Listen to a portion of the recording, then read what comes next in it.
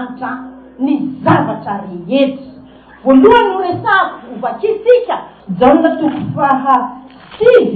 Jesosy Kristy fony izy tety ambonin'ny tany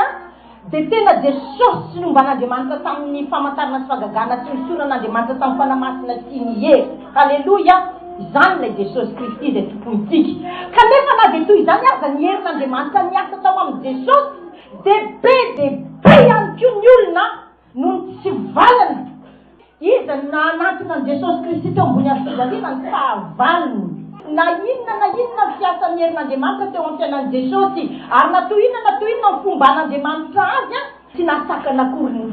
sy ny olona nakahala tsy nakasitraka azy. Dia tsy tokony hagaganao zany ankehitriny hoe izao fanolora-tena tika ho an'Andriamanitra izao fanompotsika an'Andriamanitra izao fanapotsika ao an'Andriamanitra izao dia tsy midika akory hoe ankasitraka tika daholo ny olona rehetra. Fantasaran'i Jesosy dia maneho marimarina hoe ny fananatsika ny herin'Andriamanitra dia mahatonga akory fisiany fahavalo izay tsy mankasitraka tsy mankahala ary mialina izany. Amen. Dia tsy tokony zava-mahagaga amintsika, tsy tokony zavatra mahataitra amintsika zany. Raha toy isika ka manolo tena ho an'ny tompo, plus isika mandroso dia plus hitanao ohatrany hoe misy olana, misy ady, ny zavatra manahirana ohatrany tena vomay tena tahaka ny tendrombohitra. Tsy midika izany hoe nahafoy anao Andriamanitra. Amen. Au contraire, inoy androany hoe ny fisinyreny dia maneho marimarina famelatra latabatra eo anoloako Andriamanitra satria misy fahavalo manoloana azy. Amen. Salamo 7:20 dia ny 9:7 amelatra latabatra eo anoloako izy eo imaso ny fahavaloko. Manomboka androany zany ny adversité rehetra, ny zava-manahirana rehetra, ny zava-mitranga sarotra rehetra dia lalovan'ny fiainanao midika izany fa Andriamanitra no efa melatra indray latabatra. Halleluja! Satria latabatra lazainy Salamo 7:20 io dia haitsika rehetra senjery dia sakafo nitokana ihany eo imasoniza. Eo masoniza amelatra latabatra eo anoloako eo imaso ny fahavaloko izy. Dia mahafinaritra be latabatra izay ho andrarany ny zava-tsoa rehetra avy any an-danitra izay nomany no aso ho anao. Dia rehefa averina any amin'ny Jaona 7 isika dia hoy ny olona nanontany an'i Jesosy ny mpianany hoe Rabio, iza ny nanota? Io lehilahy io va sa ny ray aman-dreniny? No dia teraka jamba izy 9:2 dia hoy Jesosy namary hoe tsy io lehilahy io ny nanota na ny ray aman-dreniny fa ny anehoana ny voninahitry'Andriamanitra eo aminy. Zany hoe ny fisiany zava-manahirana eo fiainantsika marina fa mety fanompo sampy ny razambenao teo aloha dia misy ny ozina dia tokony ho tapahana. Mety ohatrany hoe mizangazanga teo ohatrany misy karazana fa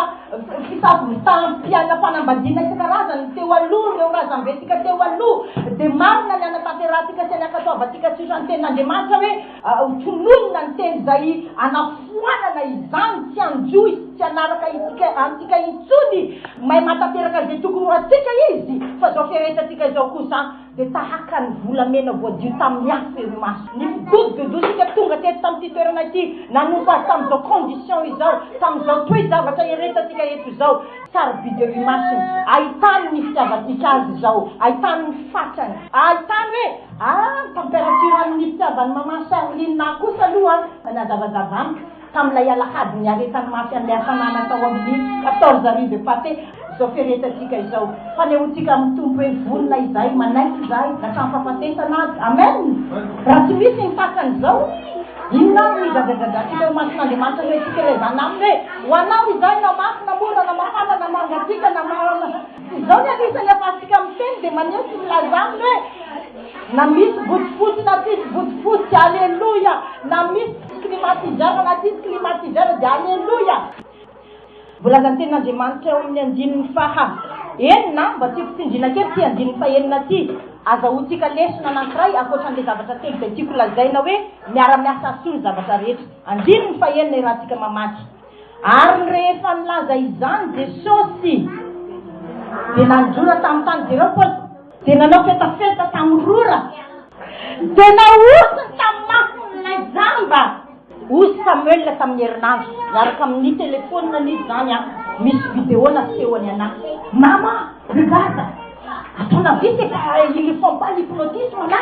satria na zavatra hitanao anatin'le vidéo olona mitsinidina le manao ohatr'izao dia zavatra le manolana mitsinidina ohatry manao an'izao le olona dia tamy agany izy miaraka amin'le vidéo zany tena ohatry ny naka le position zany izy hoe qu'est-ce que t'en penses, dis-moi quelque chose. Samuel Adafadwa, je vais te dire une chose, je vais vous dire une chose. Ne parle plus à propos de ça et ne dis même pas ton avis. De iote n'andriamanitra nampisahiva fanamasina anao hoe nenizany mbola grave noho nataony Jesosy nandora tamin'ny tany Jesosy raha tsika rehetrarehetra eto nanasika an'izay saina zay fa ohatsy hoe grave be le tovolahy nandora tamin'ny tany izy rohany tsy mba hoe naka rano tany amin'ny barika dia nararany kely tamin'le vovoka il a craché par terre. Afaka manan'olona zay na daholo tsika rehetra tena raha isika rehetrarehetrarehetra fa mimarina ny atsika nanatrika izany zavatra zany mandehana makany Siloama asinareo hoe troisième mbola tsy maintsy ataon'le damba miaraka amin'ny fotaka efa ny roa rano tamin'ny tany ny fotaka zany ary ny zavatra nisy zavantranga tena tiako lazaina dia ny hoe tsika rehetra ny ahazo resaka hoe misy zavatra tsy tafatry ny saitsika ary indraindray mihoatra ny entendement-tsika mihoatra ny compréhension-tsika manomboka an'io raha resaka mbola ao anatina fiangonana na izy satria zay ny zavatra tena tiako asongadina be ao anatin'izay hoe io fiangonana isan-karazany renesika hoe manao an'izao ary manao an'ity ary manao an'ity azona karazany zavatra be dia be samy manana daholo tsika rehetra afaka ny olona zay tsika dia manomboka an'io tady ity ary dia ny olona zay miresaka aminao dia teneny hoe ne dis même pas ton avis et ne parle plus à propos de ça satria tsy fantatrao nisy ve grave ohatrany nataony Jesosy nitatsika mandraka ankehitriny tsy misy inona moa nitatsika resahan'ny olona be fa le olona hoe mendera mitsinjidina dia le olona hoe tsofona dia mendera daholo takany domino pour 10 000 personnes le belinina io ohatra tamin'ny andro testamenta taloha somary mivoaka amin'ny toroteny fa io fa tiako ohatra nanohizana le izy satria izay mihitsy nylazany fanamasina tamin'ny fotoana ny resanay Samuel hoe ndray andro misy tantara tahaka izao hoe izy Mosesy nanambady olona zay tsy mitovy firenena aminy dia raha ny fieritseritsy Arona sy Miriama zay anisany hoe ancien niara-ny ainga tamin'ny Mosesy namoaka ny zanak'Israël avy any amin'ny tany Egypta zany hoe olona nanaraka tsara mihitsy ny lalana sy ny fitondran'Andriamanitra rehetra ny asan'Andriamanitra ny ministera nataon'ny Mosesy zany Arona sy Miriama dia voalaza nefa fa hoe ary nokian'ny Miriama sy Aron ny kritikerin'ny Miriama sy Aron izany zavatra sy fiainana nitapahany Moïse mikasika ny amin'ny fiainany izany dia ahoana voalazany tenin'Andriamanitra nirehitra tamin'ny Miriama sy Arona ny fahatezeran'Andriamanitra ny mety amintsika dia aloha mangina rehefa tsy mazavazava amintsika na tsy mifanaraka loatra amin'ny fahazahoantsika azy ny zavatra satria mandraka ankehitriny ka hatramin'izay tany aloha ela zany Andriamanitra dia miasa ny fomba tsy takatry ny saitsika indraindray hoentiny fotsiny anehoana hoe zay izy dia voalazany tenin'Andriamanitra fa rehefa nanambady ilay vehivavy zay nieritreretiny Miriama sy Arona hoe tsy tokony ho vadiny ary neverin'izy ireo mihitsy ohatrany hoe zavatra tena ratsy teo mason'Andriamanitra no nataon'ny Moïse nataon'ny Mosesy dia hoy Andriamanitra hoe ianareo no mampirehitra ny fahatezerako dia niteny any Mosesy izy hoe mivavay ianao any Miriama sy Arona fa nivavaka ao no hoe noko no ny Miriama sy Arona Andriamanitra lehibe izy lehibe ny fiandrianany lehibe ny voninahiny dia manana izy ny fomba fisainany manana izy ny fomba fanaony ny tiany atao araka ny mahalehibe sy Mandriamanitra azy dia ny anjaratsika zany androany ao anatin'izany tantara izany dia ny mahazo sy mahafantatra hoe asahary ny fanakianana rehetra amenna tsy hainao mihitsy ny lalana hitondran'Andriamanitra ny mpanompony io nitondran'Andriamanitra ny ona vavy eo akaikinao io nitondran'Andriamanitra ny ona lara anaday eo akaikinao io ohatrany tehiteny kely enoy any ty anankiray ty farany amaranako an'izay entre parenthèse zay Davida niteraka ny Solomona tamin'izy vadiny Oria ahoana azonareo ve le phrase grave be zany tsy mba hoe niteraka ny Solomona tamin'ny vadiny faharoa ohatra efa zany rehefa misonona papa misofina taorianany vadiny voalohany ohatra sy zay le fetra fa vadiny Oria no niterahany Davida ny Solomona fa maninona ny faritan'Andriamanitra mazava tsara dia ny tiana ho lazaina ao anatin'izany anisany azo lazaina dia ny hoe raha i Davida zany ny amin'izao andro iainantsika izao no miara-miaina sy miara-manompo an'Andriamanitra amintsika eto dia efa nampiakarina conseil d'administration Efa hoe avelao aloha atao ohatrany hoe à côté pendant certain temps ohatra tsy zay ve le petraka dia Abrahama koa ne ohatran'izay e nanao proxénète inona le moa ny vadiny dikany proxénète zany de ohatrany hoe mivarotra olona azahoana vola mivarotra ny asara takany azahoany aren'ny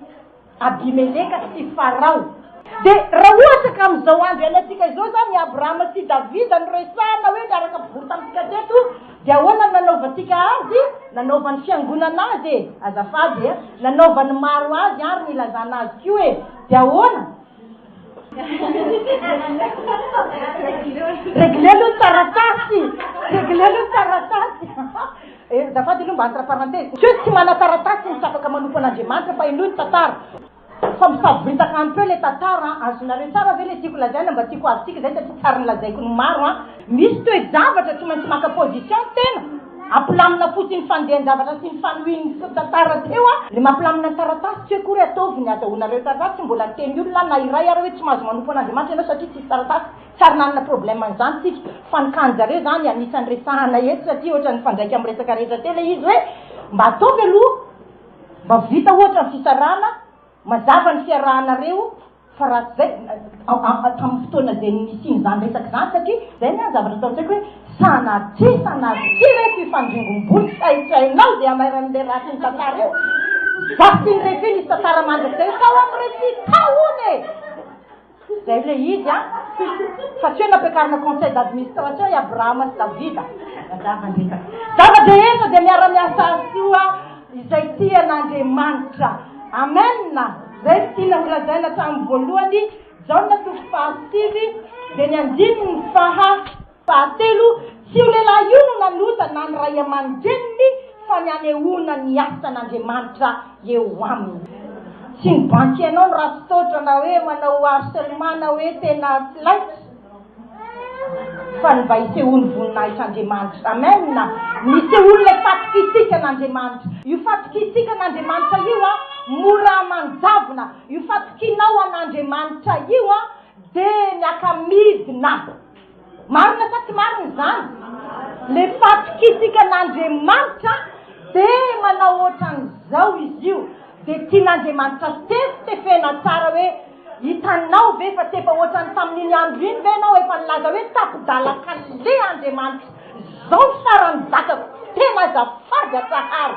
ohatrany efa niaina izay impiny isika kanefa dia hoy Andriamanitra hoe mandrika ankehitriny ve tsy ny pourvoir aho amen mandrika ankehitriny ve tsy navokako ihany ianao mandrika ankehitriny ve tsy hitanao ny tanako fa nitsotra foana mandrika ankehitriny ve tsy vitanao ihany namboatra ny taratasy ny réunir ny taratasy nanambatra ny taratasy rehetra ino mampimonomonina atsika indraindray hoe karohana indray mety anaty laroara efa ary amin'ny 5 taona lany karohana indray mety ino ny tena ohatrany manadala be sa tsy zay fa vita ihany dia hoy Andriamanitra hoe fa ny mba hisehoany voninahitry'Andriamanitra amen dia nahiratra ilay jambatra any akivondreniny manajamba mihitsy atsika nandray ny olana sy ny fisavoritany zavatra fa ilazao manomboka androany ny zava-misy manahirana hoe fa nisehoany voninahitry'Andriamanitra hoe izao amen mila tenenitsika amin'ny situation izany nisehoany voninahitry'Andriamanitra hoe miara-miasa asony zavatra